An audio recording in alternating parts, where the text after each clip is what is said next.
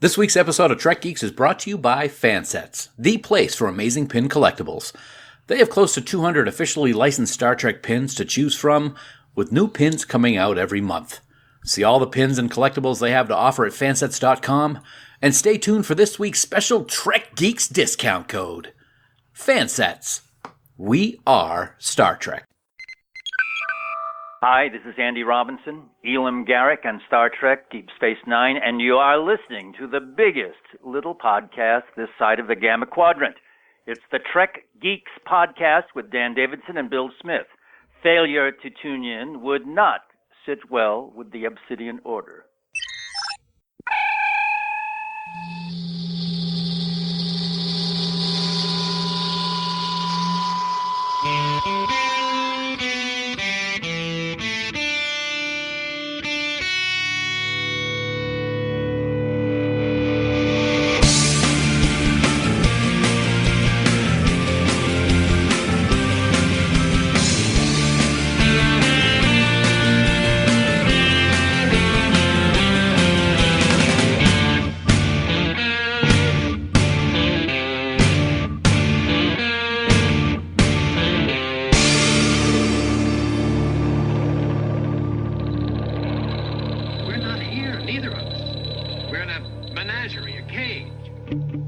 From the Special Pod Fleet Command Infirmary, located, well, pretty much everywhere just about now, because I feel like I'm coughing and sneezing all over the place. It's the biggest little show this side of the Alpha Quadrant, and the flagship of the Trek Geeks Podcast Network. Greetings, one and all. Welcome to Trek Geeks. This is episode number 198. Thank you for downloading and joining us. I'm your co-host, Bill Smith, and we're excited to be with you each and every week. And of course, by we, I do mean my illustrious co-host and myself. If he had some sort of implant in his brain that was causing him to, have seizures and mental issues and come close to death, well, what can I say? I'd probably book the next vacation out of town and enjoy myself. Buddy, Dan Davidson, welcome to the show. It's great to have you here. How's that thing in your head? Hey, you said I had a brain, so that's a good thing, I guess. Finally, we admit it. So, thank you. I mean, your pathetic excuse for one, but it's still one. It's good to have you here, man. I hope you're feeling. It's funny that we're talking about an episode where there's a lot of infirmary visits because we've both been under the weather for a while. So I'm glad that you're back on your feet. And how you feeling now, pal? Well, 2.5 weeks ago, I got a flu shot, and although I know that there is no correlation, I understand the science. However, it doesn't change the fact that every time I've gotten a flu shot, within 3 weeks, I've actually come down with the flu. So the cause and effect being whatever you will as far as coincidence. I was pretty miserable last week during our Thanksgiving holiday, so I apologize for the impromptu week off. How are you feeling? I'm feeling great. Glad to be back in the saddle again, so to speak. I was under the weather myself, I think a couple of weeks ago, if I remember. Everything's just all mishmashed together. It's been so busy. So I'm glad that we're back here. And like you said, we apologize for the impromptu week off. But here we are to talk possibly one of the best Deep Space Nine episodes, and in my opinion, the best Garak episode in all of Deep Space Nine. Well, and one of Andy Robinson's favorites when we talked to him about 5 years ago. Right. It's an episode that really hits on a lot of levels. It allows Bashir to stretch his wings pretty much early on in the series, so that you can see he's kind of more than how they've written him. It allows Garak to add some incredible depth. The Wire may be a second season episode, but you wouldn't know it. No, I agree. A lot of times we talk about how some of the Star Trek series, it takes a season or two to get their feet wet or get their space legs, so to speak, and really start gelling as a crew and as a cast. But you wouldn't know it from this episode because it's just so well done. Andy Robinson should have won an Emmy possibly for this portrayal of Garak. All kinds of questions answered by more questions, as it turns out, towards the end of the episode. But brilliant, and I'm glad that we're finally talking about it. Your face has more questions. Yeah, it does. Yeah. Well, Dan, you know what is not in question at all is how people can get in touch with us to tell us about their favorite moments of The Wire. How might they route us those communiques, mon frere? Very easy to do. If you're looking to get in touch with us, you can head on over to trekgeeks.com/contact. And there you will find a plethora of ways to communicate with your two favorite geeks. Let's see, there's Skype chat, there's email, there's a voicemail by that big blue button on the right-hand side using SpeakPipe. Whatever way you want to connect with us, make it so, because we love hearing from you. Plus, there is also the most positive Star Trek group on Facebook, Camp Kittimer. It's our official Facebook group, and that's where all the Trek talk is positive, with no bashing or gatekeeping allowed. To join the group, head on over to facebook.com/groups/Camp Kittimer and be ready to be part of a truly wonderful social experience. And as always, we want to thank our wonderful admins, Haley, Jackie, Sarah, and Dan, for the amazing job they do running the camp. Also, please remember that any comments or messages that you leave us in any of these places may be used in a future episode. That almost sounded like one of those disclaimers at the end of a pharmaceutical ad. That was pretty good. Yes, and I didn't have 30 planets to name as different types of drugs. Well, the one side effect from anything that you're selling us would be we'd have to listen to you, and that's pretty much interminable.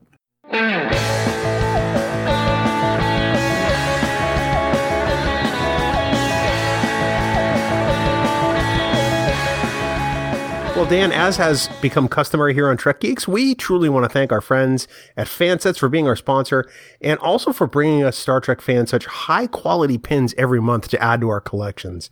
I mean, our wallets may not be happy about that, but we sure are. Yeah, we definitely are. You know, every time I visit fansets.com and I adjust that filter to new to old, I just hold my breath in anticipation for the next pins that are going to be added to my cart. And why shouldn't we be excited for new pins, Bill? They always look amazing, and they are of the highest quality. And you know, the holiday season is now officially underway, and Fansets pins are a perfect stocking stuffer. Hint, hint, nudge, nudge, old buddy. Just think how happy someone would be when they add a new Picard #1 puppy with Santa hat pin to their collection, or maybe even a Picard #1 dog tag that you can actually put on your pet's collar. And they don't have to be just Star Trek pins, man. Oh no, now available is the robot from Lost in Space, and coming soon, yes, you'll be able to add the Flintstones and Scooby-Doo to your collection. The Fansets universe just continues to expand. That is awesome, Dan. And as you may remember, I mean, the folks at Fansets just had a huge Black Friday and Cyber Monday sale. But now that those are over, that doesn't mean that there aren't any savings for you to take advantage of. Oh, no. For Trek Geeks listeners, for 15% off your entire order, simply enter the word Garak at checkout in all capital letters. That's Garak at checkout in all capital letters. This bonus code will be available until midnight, Tuesday, December 10th at 11:59 p.m. Eastern Standard Time. Fansets. We are Star Trek, and we thank our friends at Fansets for sponsoring this week's episode. Well, buddy, you know what I thank you for each and every day is for being just amazingly awesome. Wow. What's wrong? Is your wire malfunctioning? That's exactly what the problem is. You are just as good a doctor as Julian Bashir. I'm throwing that out there. Although we don't know whether you've been genetically enhanced at this point either. Oh, I know. Yes. And nobody on the station knows yet during this, and he still has a pretty good job of does a pretty good job of taking care of Garak in this episode. He really is the house call doctor in this episode, as he spends lots and lots of time, and we get to see him spending lots and lots of time just wandering around Garak's quarters. You know, it's interesting because, you know, when Deep Space Nine first started, it kind of had that Gunsmoke feel to it. You know, where everybody would come to the town, you know, and the doctor would essentially make house calls. And that's kind of how I felt about Bashir early on, especially when he had that whole dialogue about frontier medicine in the Deep Space Nine pilot emissary. Mm-hmm. But in this one, you really get to see a different side of Bashir, and it's one that I really appreciate. Not just that he's a good doctor, but he also turns out to be a pretty damn good friend. Absolutely. And we've seen the beginnings of this friendship between these two characters start for a while now, but there's always been that, I don't know, that hesitation or that barrier between the two of them. I think this one really cements that friendship right from the get-go. Even when Garak doesn't want to have anything to do with him, we know that it's just the device in his head that's causing him to act the way he is. But you really see that Bashir is somebody who cares about Garak, and from this point on, I think the dynamic between the two is visually different, and I think it's great. No, I agree with you there. I mean, early on there was that real uncomfortableness as Bashir was a junior officer. Granted, he was the chief medical officer of the station, but he's still a fairly green lieutenant. And here is this Cardassian spy, or so he suspects, that's engaging him and wanting to have lunch with him and strike up conversation. And you can see all the various permutations that this takes in Bashir's mind. Well, what does he know? What kind of information could I get from him? And, it's the kind of relationship that evolves over time to, at the beginning of this episode, Bashir is, taking Garak's reading recommendations. And I guess it's not entirely a surprise that one of the greatest tomes of Cardassian literature is, what's a good word? Repetitive? A little bit, yeah. The Never-Ending Sacrifice, if I remember correctly, was the name of the Cardassian novel, book, and whatever you want to call it. I like how the writers, we're 2 seasons into Deep Space Nine, as we just said. We still get some little hints of Cardassian history thrown at us from time to time, including this thing that Garak is describing about the finest Cardassian novel ever written. I like how they throw things like that in, not really to have anything to do with the plot of the story, but just to give some meat to the history of the race that has grown just to be my favorite alien race, I think, in Star Trek. I just love the Cardassians now. I really do. They're so layered and so textured, even at this point in Deep Space Nine, between Garak and Dukat and some of the other Cardassians we meet, that it's really hard to not like the Cardassians, even though they pose a significant threat to the Federation. Funny, and this is a little bit of trivia for Trek Geeks listeners, the Never-Ending Sacrifice, pretty much what I title every conversation I have with you. Oh, thank you. Not a well-known fact, as you might expect. Well, now it is. Well, it will be now because, but we're a couple of low-end podcasters. Don't mind us. Oh, that's true. That's true, yeah. Can I ask one question? It takes place at the beginning of the episode. It doesn't really have anything to do with the story, but I was looking at some screenshots earlier, and this came up. What kind of plant is that in Jadzia's quarters that the doctor's looking at? That is a scary-looking dude, I got to tell you. It's definitely no Borgard from TOS times, that's for sure. I could describe what I think it looks like, but that's not going to go over well on this podcast. That's probably true, and I thank you for your playing nice with the rating. I don't really know. I mean, they created a reason why Keiko wouldn't be aboard the station. I get it. Yeah. I don't know why I should go to Julian. Dax is a science officer. How come she couldn't figure out about the soil? I didn't know he was a herbologist. Right? Yeah. Jeez. Isn't it her job to study other worlds? I'm just going to throw this out there.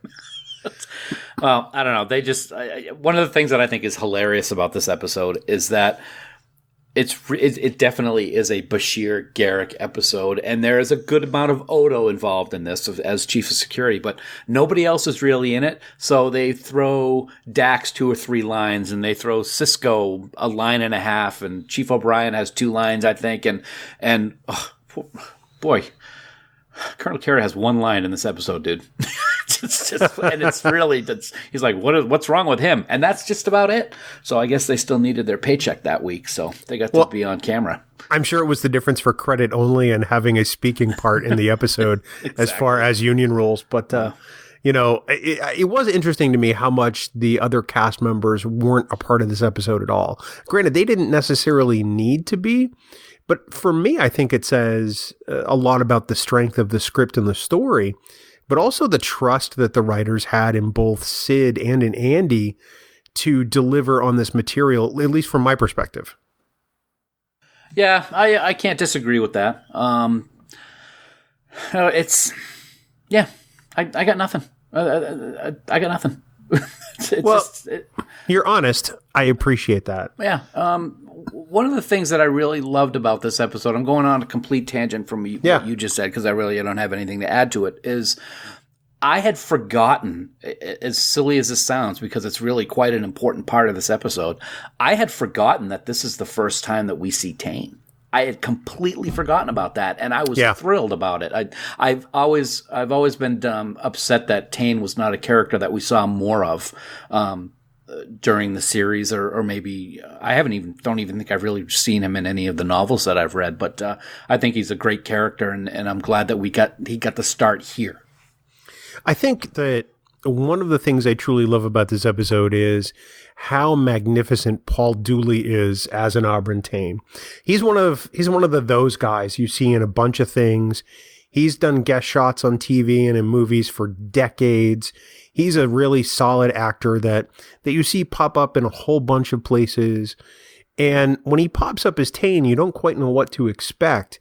But then he delivers this performance that not only tells you how bad and devious this guy is, but he adds a really whole new layer of intrigue to this character by explaining some of Garak. And I thought that was absolutely fascinating. Absolutely. And it's kind of a little eerie and scary that he is able to have his listening ability to be able to know what's going on the station at any given time, because he knows that Bashir is on his way. And that is a credit to the Obsidian Order, which is a first in this episode as well. It's the first time we hear about the Obsidian Order is in this episode. And another thing that builds upon the Cardassian lore throughout the rest of Deep Space Nine, and I thought it was great. Yeah, he is a very layered character, and I like how he's able to not only peel some of the layers of Garak back a little bit for Bashir, but also add some layers back on that he didn't expect, or that Bashir didn't expect when he was there visiting. It was just really great. Oh, absolutely. It's interesting to me the amount of juice that Tane has, because he essentially told the Cardassian Central Command, oh, by the way, there's a Starfleet doctor on his way here. Yeah. Leave him alone. Not make sure he gets here okay. Not please intercept him and escort him. Nope. Don't go anywhere near him, essentially. And that's pretty amazing that one guy in an empire like the Cardassian Empire, which is all about fear and xenophobia and control, could do that. It really makes me think, of course, everybody who's watched Deep Space Nine knows what happens to Tane later on with the war in the Dominion, and he's captured and is in the compound with Bashir and Garak later on. It really is amazing that he was captured after that horrendous attempt to overtake the Dominion with the Romulan fleet. But you would think that someone of that power, somebody would have been out there and tracked him down and found him. But nobody ever did, and he ended up dying kind of alone in a cell. It was kind of a sad way for a character like that to go. No, I agree with you 100%. So back to Garak for a minute. I think the entire premise of this episode is fascinating. The fact that there was this device which he would use, presumably to endure torture, that he pretty much left on for a couple of years because he couldn't stand living on a Bajoran station. He did it to continually stimulate his brain into being okay with it, I think is a remarkable updating of the concept of addiction and dependence on substance. In this case, the electronics is the substance.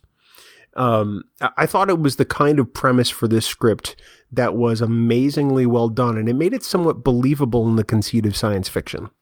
Yeah, it really did. Now, what's amazing to me is the episode is called The Wire, and although we do see a display of Garak's brain at one point in the infirmary, we never actually see the device, do we? And is it just a wire, or is it some kind of more mechanical-looking device? But you're right. We've always talked about how Star Trek always brings issues of the day into their storylines, and addiction, of course, has been a problem that's been ongoing for the whole 53-plus years of Star Trek, so it was good to see something like that brought in and handled in a way that was believable in science fiction terms.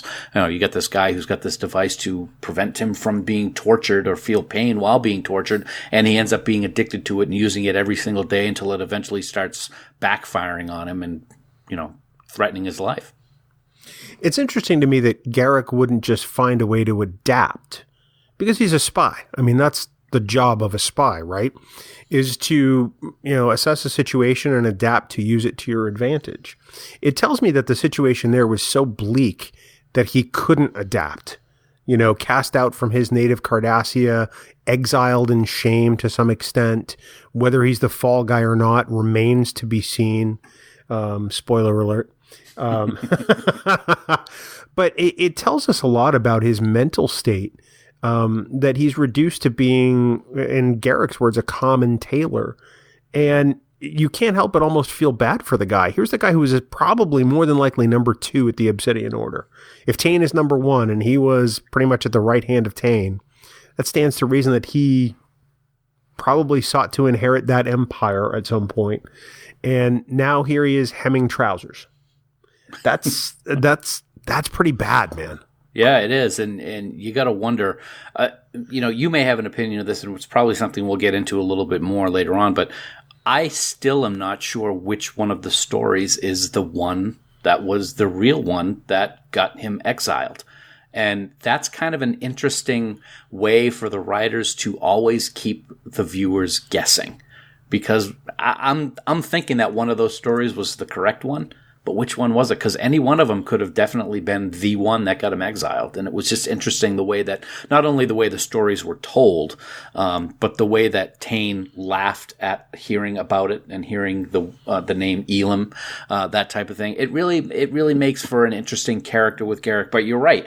From being one of the most powerful people in the entire Cardassian Empire to being just a dude with a store on Deep Space Nine hemming pants. That's quite the downfall. It's kind of like becoming a just a sidekick on a podcast when you think about it.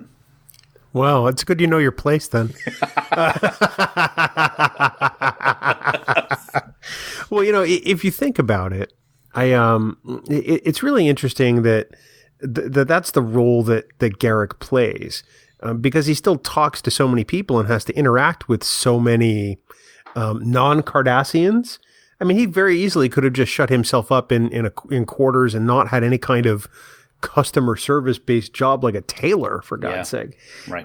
Here he is interacting with people, and probably more people than he stands to. So it's got to be his waking definition of hell pretty much every time. Yeah, absolutely. You know what else is hell? Talking to me. No, I wasn't going to say that. I was going to say, please don't say anything that you'll regret. But what the Obsidian Order, what it must be like to live under something like the Obsidian Order. We get little snippets here and there, but I got to say, the guy that Quark talks to, his name was Bohica, I believe. Yeah. When he's looking for the part, that he's trying to pull in his favor for Garak, and the guy's all happy. Yeah, he's going to look at it. What's the code number? And he gives the barcode to this classified biotechnology, and then you just see the red alerts going off on the screen, reflecting in this Cardassian's face, and this guy just knows that his life is over. I mean, it's like, wow, this is really something. And off he goes, and we never hear from him again. Obsidian Order. So he's dead.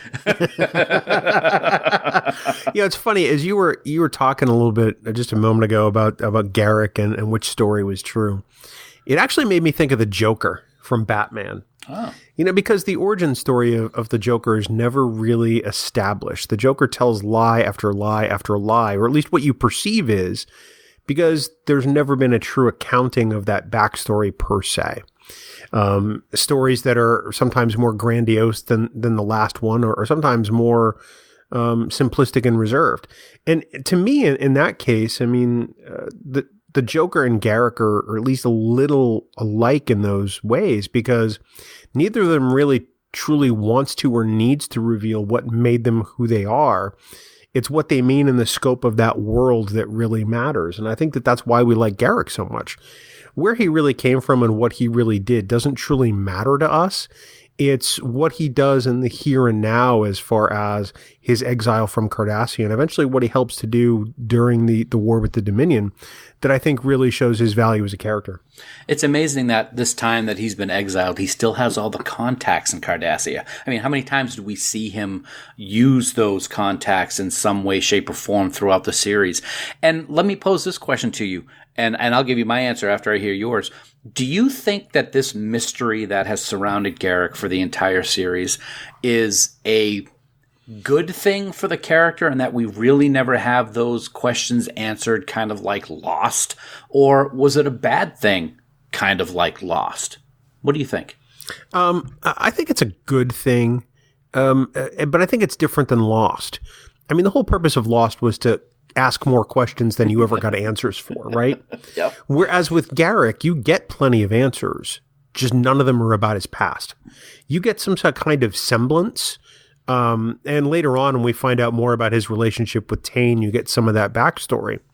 But you get more answers about what Cardassian means to him and what he would do for Cardassia than really you ever got as far as the rationale behind Lost. You know what I mean? Oh, absolutely.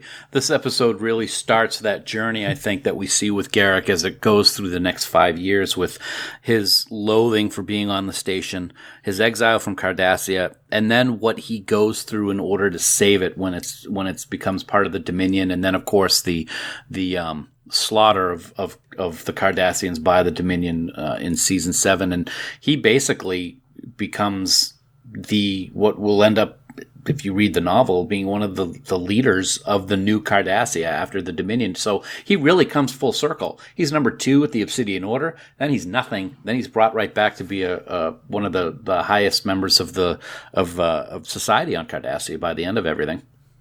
He really is. Well, because at that point there aren't many people left. Right, that's true. And why bother to keep Garak in exile when essentially you need to rebuild a world? And maybe Garak has some of the positive vision to help carry Cardassia into a new era. Talk about the never-ending sacrifice. I think very much that's Garak's story in many ways. He sacrifices his life, his career, and why to essentially better position Cardassia for the future, or to give Cardassia a chance. He may not realize it at the time, but really, I mean, the fall of Cardassia really it ties hand in hand with the sacrifice of Garak. It really does, and tie that. It's of course it's brilliant how they brought this novel in the beginning of this episode, which kind of ties Garak to it very well. But then at the end of the episode, Garak gives Bashir another novel called Meditations on a Crimson Shadow, and that's about a futuristic war with the Cardassians and the Klingon Empire. And again, it's another subtle tie to the future that at this point, when we watch The Wire for the first time, we don't really know what's going to happen. But that was very interesting that they did that as well. Well, all the creative Cardassian works are about the greatness of Cardassia. And, well, I suppose in the long run, what better person to have back home is somebody who's always been a true believer of that greatness of Cardassia. Mm-hmm. I mean, granted, he's known a lot of it has been, propaganda to some extent, but he's a true believer. Like I said, I mean, if you want somebody that's going to help rebuild what you love about Cardassia, Garak's pretty much your guy. That's an interesting point because, throughout the series, we see a lot of Dukat, and Dukat has that pride with Cardassia. But for me, when I compare the pride of Cardassia between Garak and Dukat, I have to go more with Garak's pride because it's heartfelt.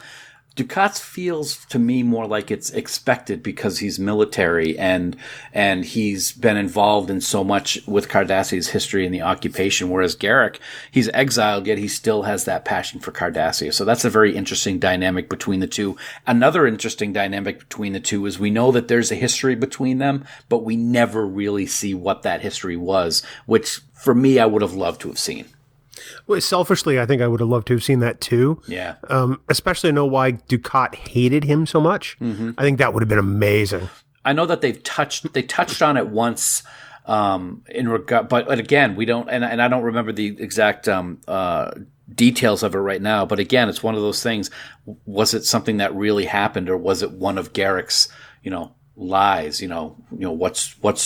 What's true and what isn't, as the end of this episode talks about so brilliantly. So, yeah. Well, everything's true, especially the lies, Danny. Exactly.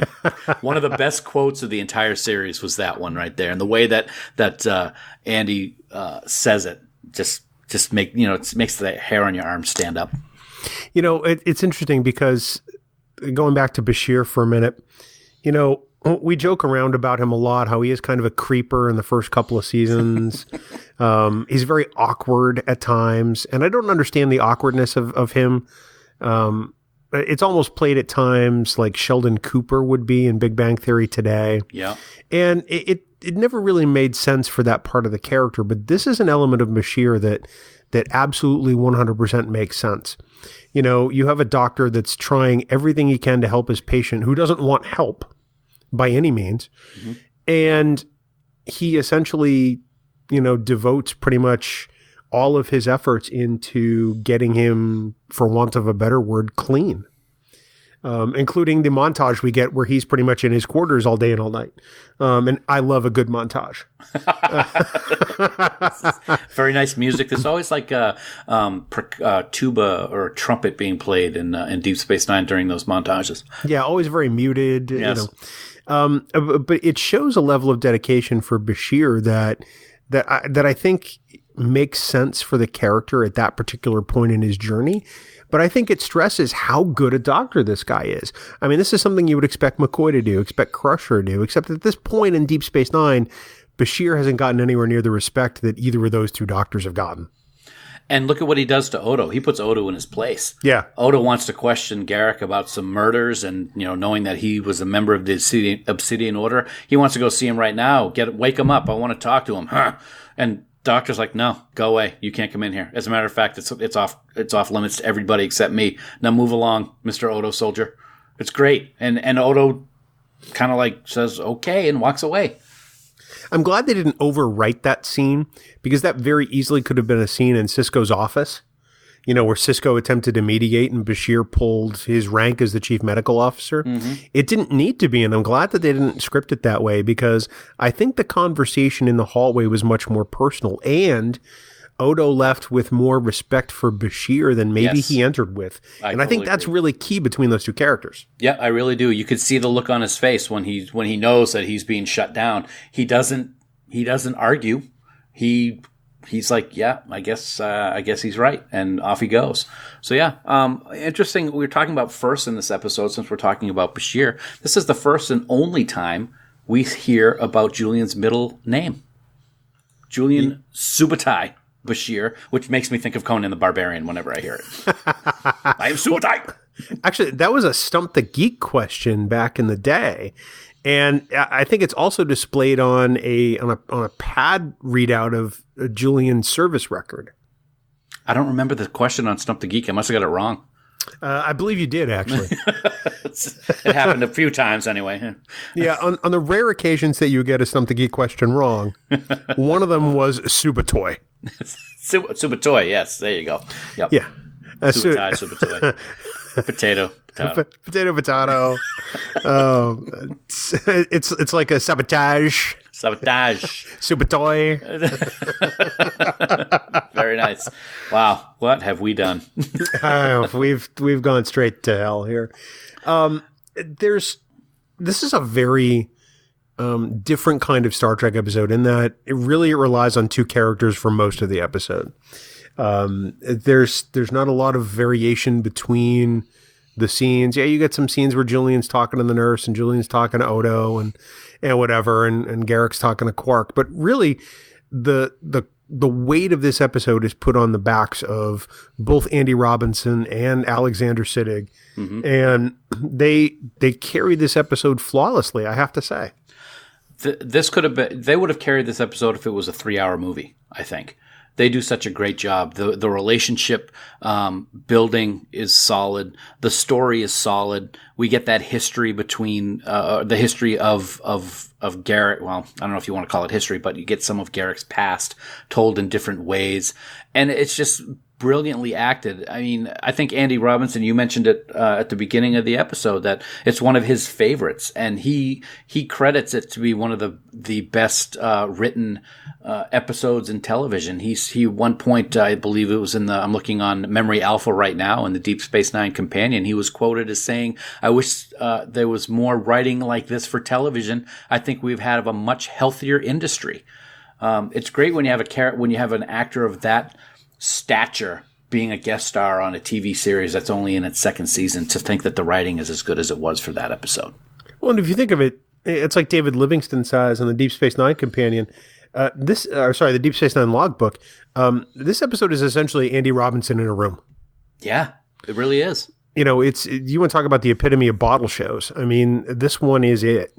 There's one scene that takes place outside of the station in Auburn Tane's pad, for want of a better word, his digs. But for all intents and purposes, this thing is shot on existing sets. There's not a lot of special effects per se, and it's essentially Andy and Sid in a room. Let me ask you this, because we talk about it a lot on See It or Skip It, and the premise for those episodes of our show is if somebody is new to Star Trek, would this be an episode that you would want them to see to get them into the show? Do you think that this episode is a See It for that premise, or is it a See It because it's just so good? I mean, if you were to watch the show and have no idea about Deep Space Nine, would it really pull you into the series, or would you just watch it because it's just great television? I don't think it would pull me into the series, nor do I think it would serve as any kind of introduction or exposition to Star Trek per se. Yeah, I just think it's damn good television. Could a newbie understand what's going on? Possibly, but you'd have to have somebody explain who people were and why they weren't shown in this episode. True. Yeah, I agree with that. It's like, well, where's the captain? Well, where's the first officer? Well, about that.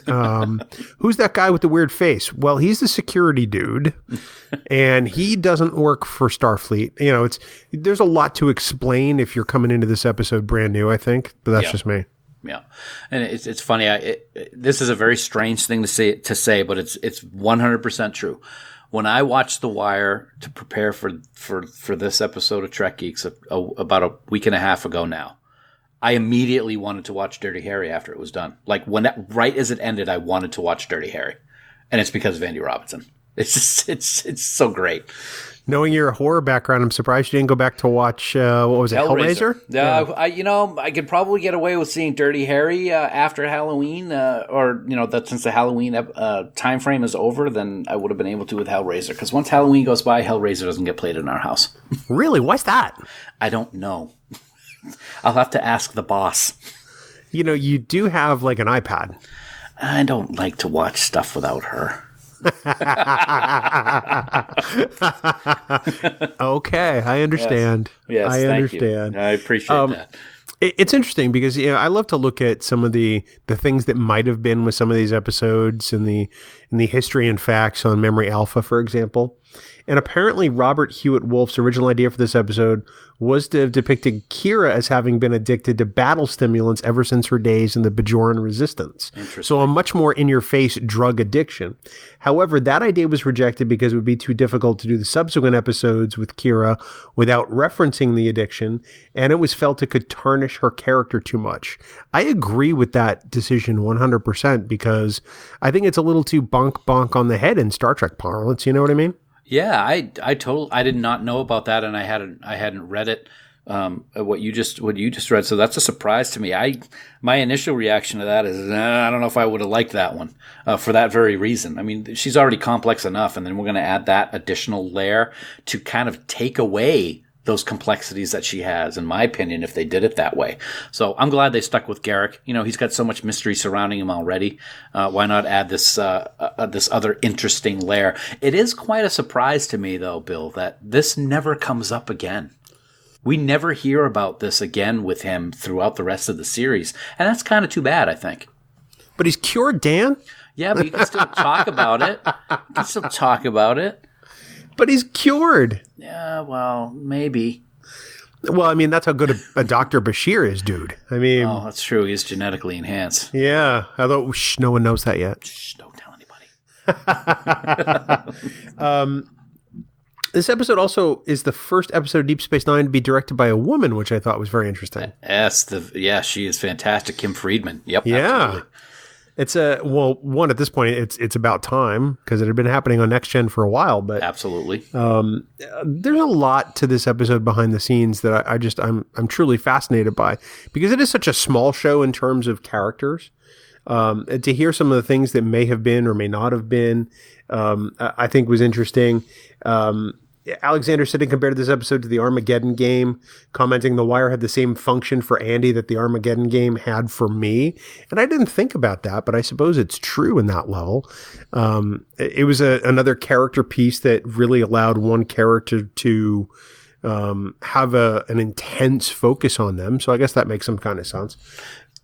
Yeah. Yeah, there's some other cool things. We're talking about first earlier. I did not realize also that this is the first time that we actually ever hear the term Cardassia Prime. Oh, I didn't realize that. Yeah, that's kind of neat. So we find out that that's the name of the homeworld, and Cardassia 1, I guess they didn't like too much, so Cardassia Prime. And I also we talked about it a little bit, but that book that Garak gave Bashir at the end of the episode is a foreshadowing to The Way of the Warrior with the Klingon Cardassian War. So, you kind of, it's amazing to me as a writer. I'd love to be in the writer's room for just a week because I probably would have a stroke after watching what they do. But, but they do these things, and Deep Space Nine is so good at it. They have things that take place in just some little end of an episode, end of The Wire. I'm going to talk about this futuristic Klingon war with the Cardassians, and then boom, 3 seasons later, we get a Klingon Cardassian war. It's pretty amazing that they throw those little things out there, and that they all come to fruition. It's brilliant writing, Bill. Thank you. I appreciate that. Your face is brilliant. Oh, that's actually true. Can you think of another episode in Star Trek that, so outside of Deep Space Nine, that is, because I think I know what your answer would be for Deep Space Nine, that is this intense between two specific characters for almost the entire episode?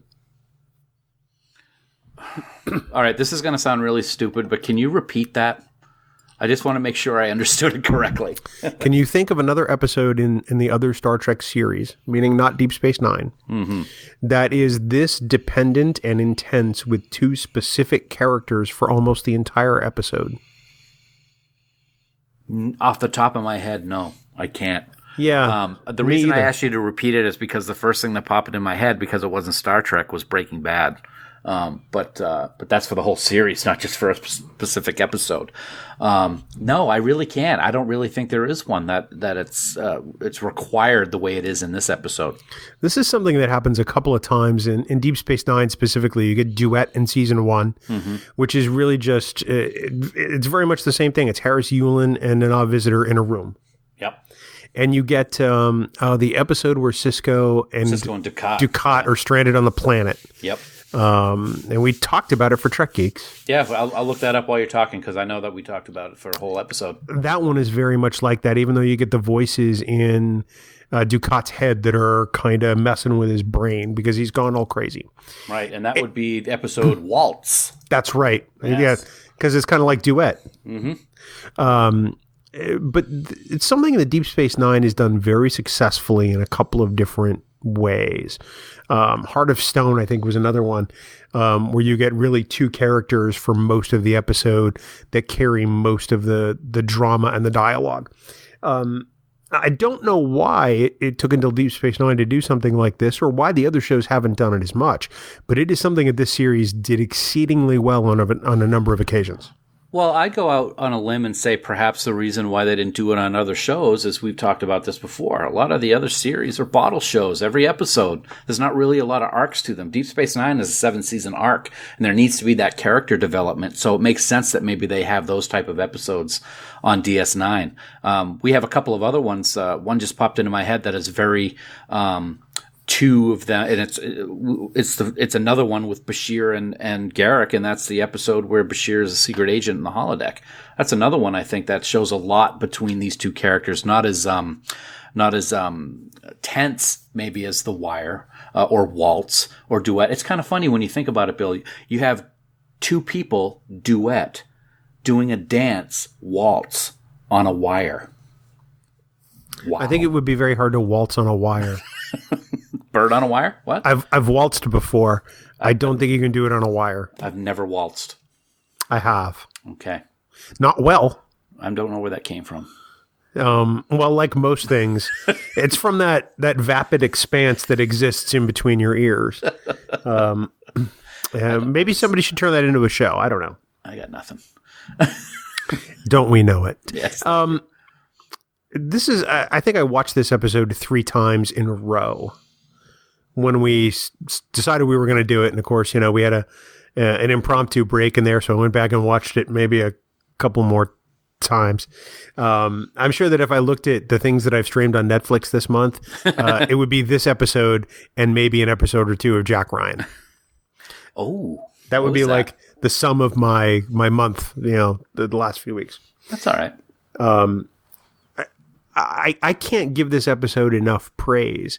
And as a result, I have a really hard time finding anything that's a weakness in this particular episode. I think it could be because I'm too close to it and how much I love this episode, but I honestly think it's just that good. It is that good. It's a 5-star. I do have one problem with the episode, though. Oh, let's hear it. The Kanar is not real Kanar. It's not that thick, syrupy-looking drink that we see later on. It's just a regular-looking drink, and that's just wrong. I have a problem with that. Well, I have a theory about this. Oh, here we go. Much like tequila, you get the general grade stuff, which is used for like your margaritas and your mixed drinks. And then you get the really high-end sipping tequilas, which look nothing like it, that you don't mix anything with. And that's my thought about Kanar and why it looks so different this time as opposed to others. I just remember that one time that Damar threw his Kanar in the mirror, and it was like, ugh, it was all oozy. It was too liquidy to do that, I thought. So, yummy. Yes. So that's my theory about Kanar, is that there's the general swill they give to everybody else.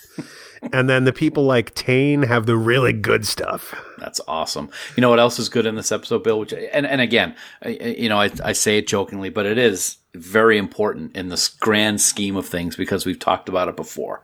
This is the episode where we get to see the best sofa upholstery on Garak. Because this is the episode that I think of when I actually brought up the fact that to Andy that he wears a couch.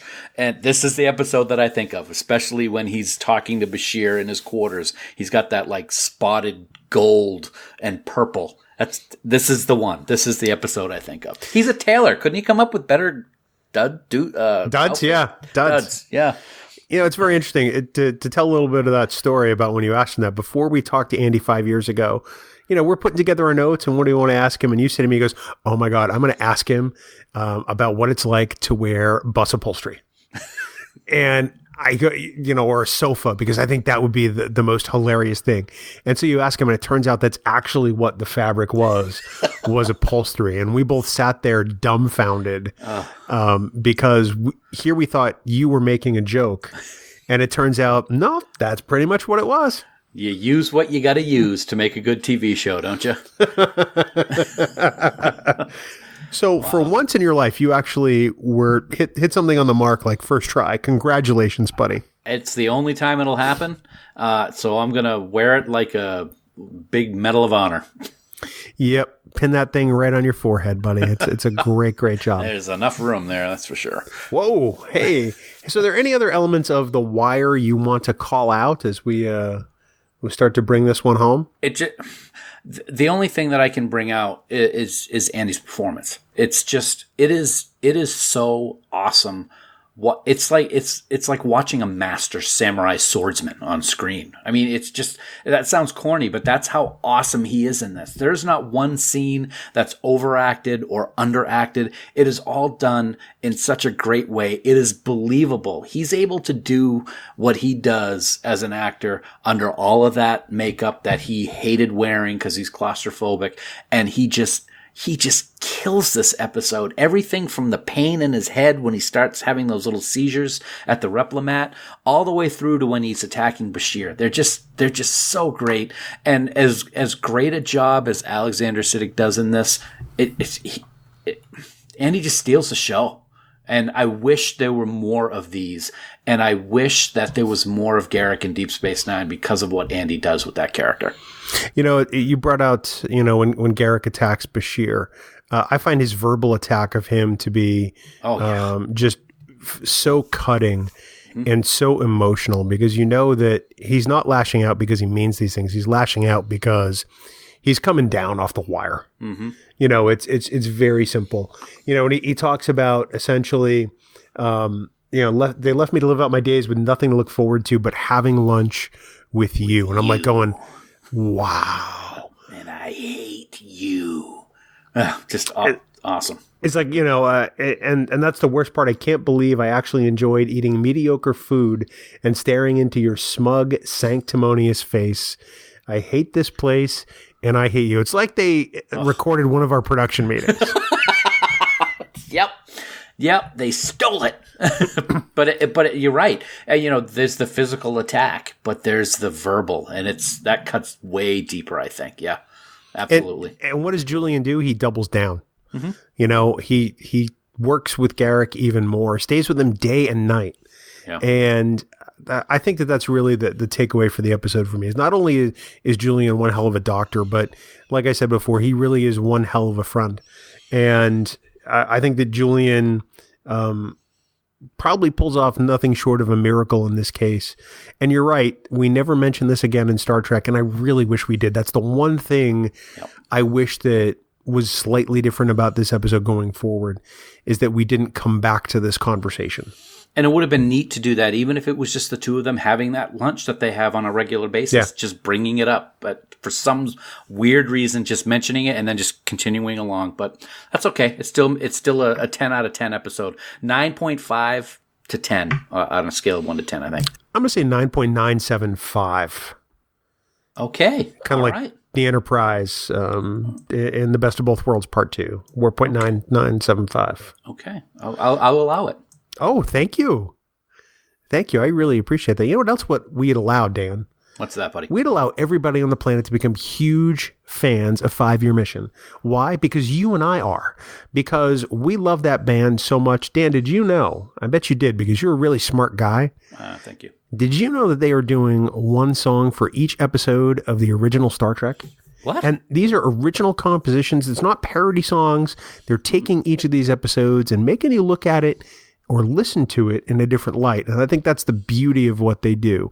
We love 5 Year Mission so much that they now have a podcast on our network, Dan.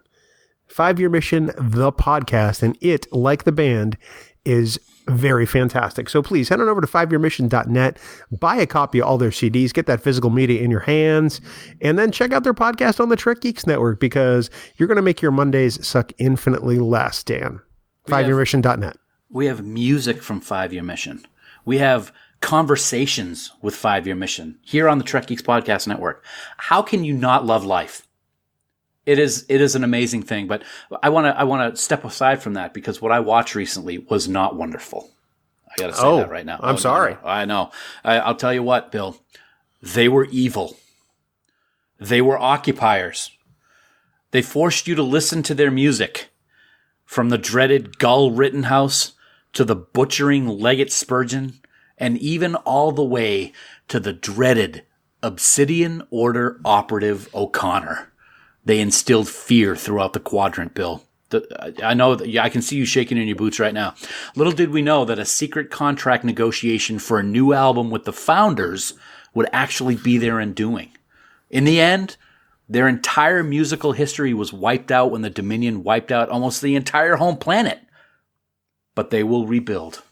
They will flourish again. For they are strong. They are the Cardassians. They're the what? The Cardassians. What? Cardassia Prime. We heard about that in this episode. There are so many questions I have. The first, well, that's what the Cardassians are like. So why not the Cardassians? They're always asking questions. Look at Garak, question after question, Bill. The questions I have are more like, why did I ever start a podcast? What am I doing with my life? How do I get away from you? These are the questions I'm asking myself right now, especially after something like Cardassians.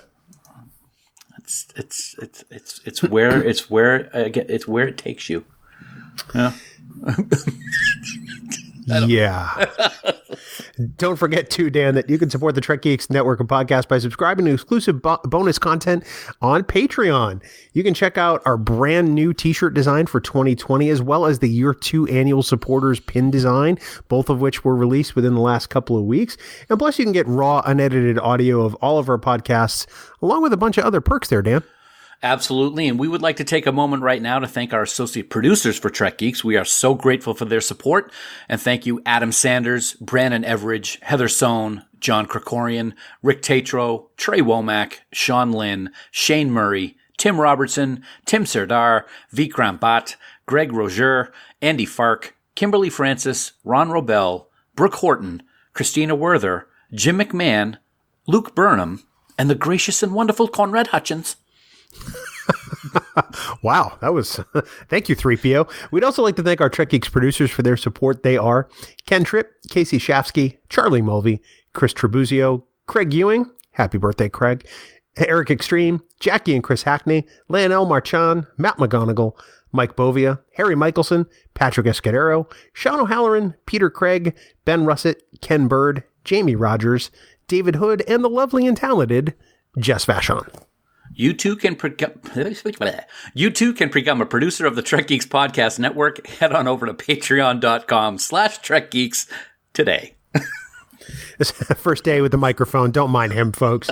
Next week, Dan, our celebration of the women of Trek continues, and I have faith this character is one of the best. Oh, God. Yes, I have faith, Dan. Of the heart.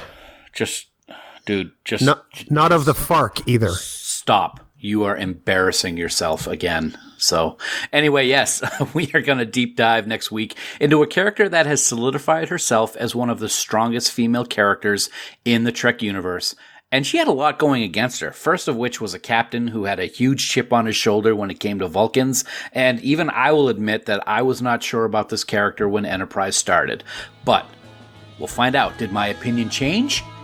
Next week, we're going to talk all about T'Pol on Trek Geeks, the flagship podcast of the Trek Geeks Podcast Network. Of course, for more great Star Trek podcasts, we want you to check out the other member podcasts of the Trek Geeks Podcast Network. Let's see, there's Rewind, there's Politirex, there's 5-Year Mission, the podcast, there's Discovering Trek, there's Trek Geeks Game Night over on YouTube. We got a whole bunch of stuff that we're sure you're going to enjoy. And of course, for all the news on all the Star Trek CO, please visit our great friends at treknews.net. For now, this has been episode number 198 of the Trek Geeks Podcast. We do hope you all live long and prosper. Of all the coconuts you told me, which ones were true and which ones weren't? My dear doctor, they were all true. Even the lies? Especially the lies. Coconut is a lie. Never. Music for Trek Geeks is provided by 5-Year Mission. They are writing one song for each episode of the original series. Download their music at 5yearmission.net. Trek Geeks, a Star Trek podcast, is a production of Coconut Media Works, executive producer Bill Smith. For even more Star Trek discussion, check out Discovering Trek, a Star Trek Discovery companion, available on Apple Podcasts, Spotify, and discoveringtrek.com.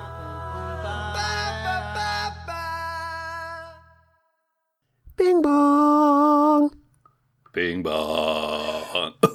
Yeah, see, you're killing. It's not early morning. No, I don't know what your excuse is. It's not early morning. My voice is much deeper in the morning. Yeah, but you still die during the whole low end of that. No, well, low end. That's a funny theme. All right, let me try it again. Hold on. Bing bong. Better. There we go. Oh yeah, so much better. Thank you. Yeah. I really ring-a-ling ding dong.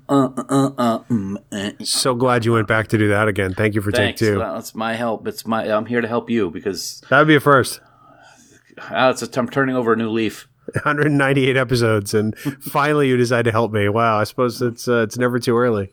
Well, you've got enough credit, all these 200 episodes almost. So I walked into our chiropractor's office this morning. I say this because we go to the same chiropractor. And he told me, he goes, hey, so I started listening to a podcast today.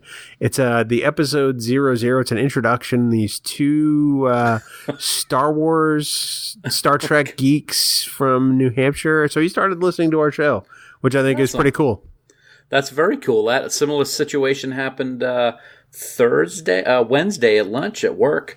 I was down getting lunch on the first floor, and a guy gave me my plate, and he looked at my shirt and goes, "Hey, I just saw somebody else with that shirt on." I said, "Yeah, it's probably my podcast partner." He's like, "Podcast? I love podcasts." So he took down all the information. I gave him one of our cards, and he's going to start listening to it. Oh, that's cool. There you go. So if you're listening now, person at the Fuda place, welcome aboard. Good of you to get his name. Yeah, sorry, he didn't have a name tag on, and I wasn't really paying attention to him anyway. Wait, Dan Davidson, man of the people. Oh, goodness gracious. So as we record, as the Patreons just heard, you're getting ready to leave on a jet plane. Don't know when you're coming back again, but I actually do. I'm coming back Black Friday. All right. So here's what I've learned, because my wife and I fly to the Atlanta area every year for Thanksgiving to spend it with family. And we used to fly back on either Saturday or Sunday, and it was an all-day affair. Okay. Delays, stress, it was elbow to elbow just walking through the terminal. The best day to fly back is Black Friday because nobody is in the airport. Mm-hmm. So we go to Atlanta Hartsfield-Jackson Airport, which is one of the busiest airports in the country, if not the busiest, right? Depending on the year. And you can get through security in 90 seconds. That doesn't happen any other day of the year. Wow. Well, good. That's awesome. Yeah. So we fly back Black Friday pretty much every year now, and it's great. We have a stress-free trip. The plane's never full, which is even better. And we get home with a couple of days to spare, so we can ease back into to normal life. That's always good. We've decided to do that for a lot of our trips. We'll get back if we get back on a Friday, or if we're having a vacation, we'll try to get back at least a day early, if not two, so that we can relax and get back into the swing of things in New Hampshire before we get back to the work grind. So, right. Cool. I like that you're doing that. I appreciate that. Yeah. Makes you a better person to deal with. Well, I doubt that's true. Because normally you're just reprehensible jackass, but that's all right. Wow. Are you creating a fan film anytime soon? I'm sorry. Was it coming out on purpose? Yeah, I know it was. It sorry, really was. I gotta stop doing that. Sorry. So I got into a bit of a Twitter spat with the producer of a professional podcast. By professional, I mean one produced by a major cable network. Okay. Because they made an excuse on their podcast because you couldn't hear. Well, there was a disparity between the volumes.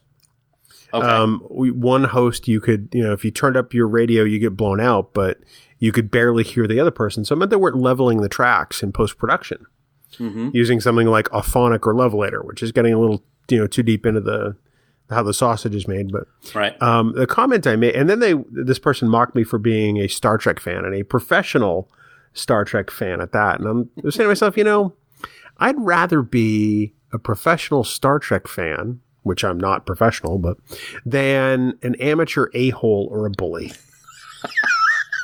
And that applies to fan film producers too. So it does, or people that pretend to be. Yeah, I came up with a great idea. What's that? I think you and I should should produce a fan film. Okay. I think we should do the Kelvin timeline version of Axanar. Because that's a fan film that would actually get made. Well, that's true. We got our own studio that we know Star Trek content comes out of every week. All green screen. Uh-huh. So not a single physical set. Okay. But the Kelvin timeline version of Axanar, wouldn't that be the best? Can Tom Petty be in it? Well, no, Dan, he's dead.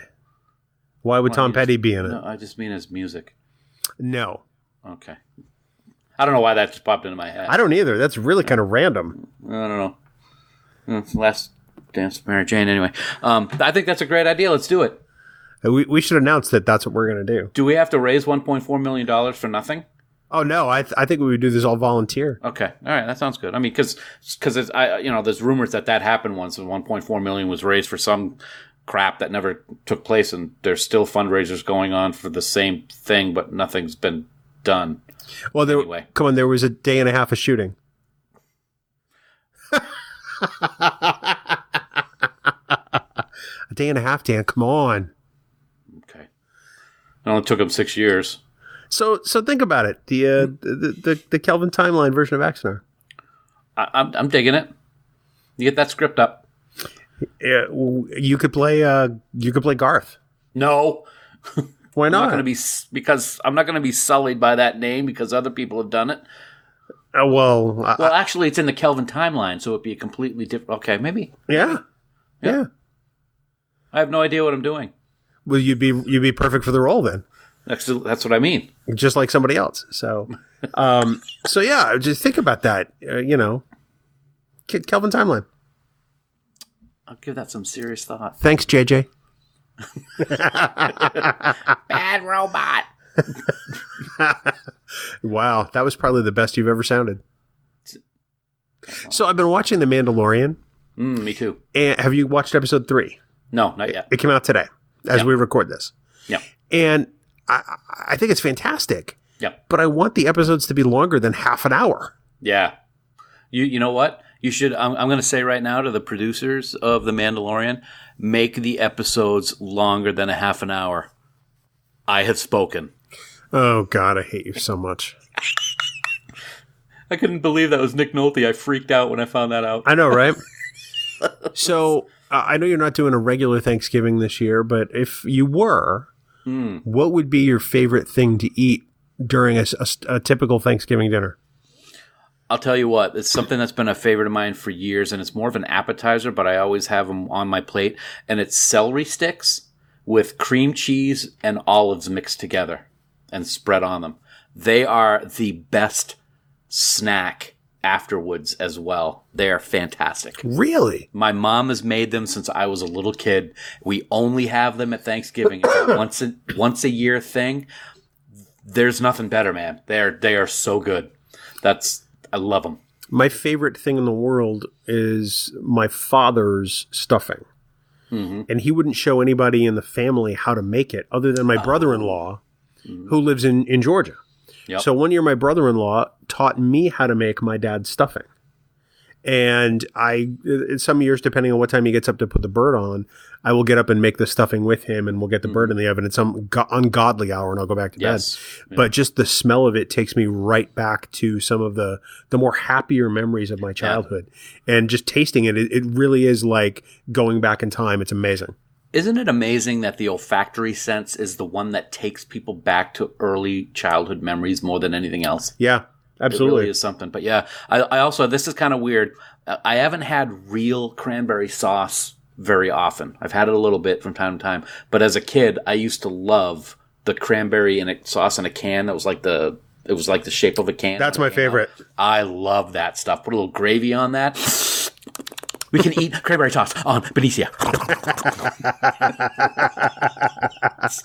That actually sounds delightful. I love the canned cranberry sauce. Mm-hmm. It's just, if it doesn't look like it came straight out of a cheap aluminum can, I'm not on board. I'll tell you what, though. I think it was last year my sister made cranberry sauce using real cranberries in a pot, and they would, like, when they boil, they, like, pop. Yeah. And, that was really good, too. It's the only time of the year I have cranberries. Yeah, me too. So. Absolutely.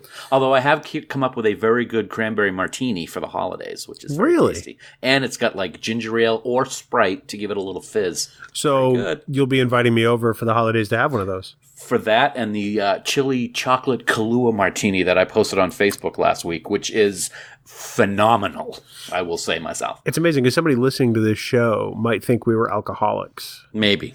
I don't have time for meetings. So I prefer to think of myself as a drunk. And did you see the name of the drink with the spicy Kahlua chili chocolate? No. My wife came up with this one. No. Sexual chocolate.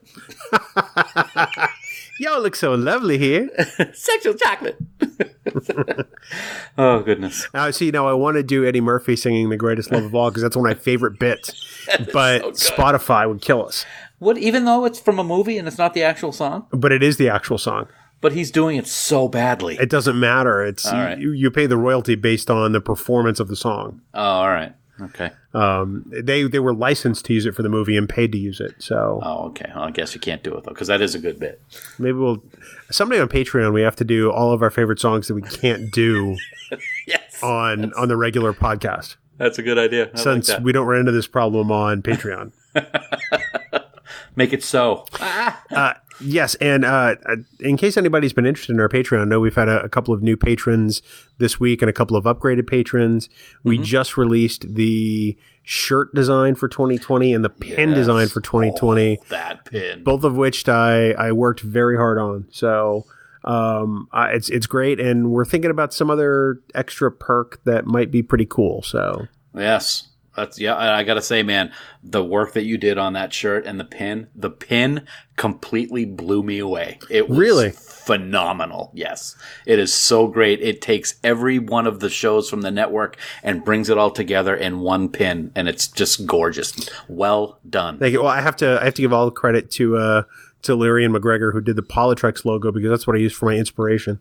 And without that, I don't know that I would have come to that particular design, but I'm really psyched about it. I'm glad that we're going to have something that represents the network in year 2 of our Patreon. And it's if we had many more shows, we're going to need to put out a bigger pin. Hey, I want to throw out a special hug to our girl, 24-year-old Trekkie. Just want to do that, Allie. Love you, babe. We do, and great member of our Trek Geeks family, and looking forward to Who Is Trek. And one of these days, we'll be able to break bread with her in the same room. But her Trek family on this side of the ocean is missing her a great deal. Absolutely. You ready to do this? Yeah, I guess so. All right, whatever. A-hole. Wow. Jerk. Nice. Is that better? Jerk better? You're so mean. It's time of thanks. I'm thanking you for being a jerk. You jerk.